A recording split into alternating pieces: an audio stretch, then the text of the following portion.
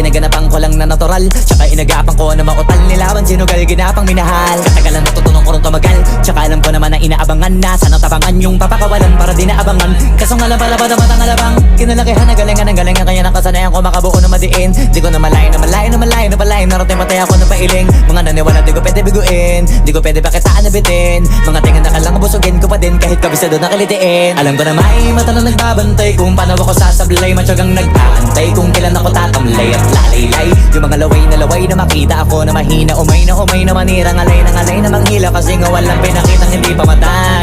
Na napasarap mag-rap, ang daming nagbago. Daming nagbago mula nung kilalanin ng tao. Daming nagtulak sa'kin, palaging maging ganado. Palaging takado, pag pumalaw palaging planado. Daming pasabog, kailangan pag malawak ang sakop. Ikaw din ang talo sa laban pag nabalot ng takot. Kung saan ka aabot, ako din lahat ng mahahakot. Yung dami ng pagod ay may sukli pag di ka madamot. At kung di ko tsinaga, baka nauwi na sa wala. Ganito pala to kalala, kita mo naman ang napala. Paano ko hindi ko ginawa, yung iba di makahalata. Malaki na anak kataya, marami na pwede mawala. Kaya di na pwede pabaya, hindi pwede puro mamaya. Baka sa huli mapahiya, totoo na parang himala. Lang mula sa iba ba tiningala. Matagal ko din na kinapakadagawa, di ba na pa yung kalidad. Di ba na kasi binabaan na marami pa nagdududa. Puro kilos ang inuuna, ngayon kita ba namumunga. Tumutubo na, kakarami ko nakukuha. Pero di pa rin nalulula.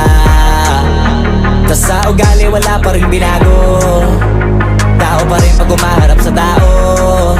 Pero pag usapang rap pa, iba-iba ako. Literal na may bago kong naabangan sa tuwing may ilalabas na bago. Yan ang ginawang pambawi sa nakikinig palagi, para mas lalo sila ganahan na yung mga bago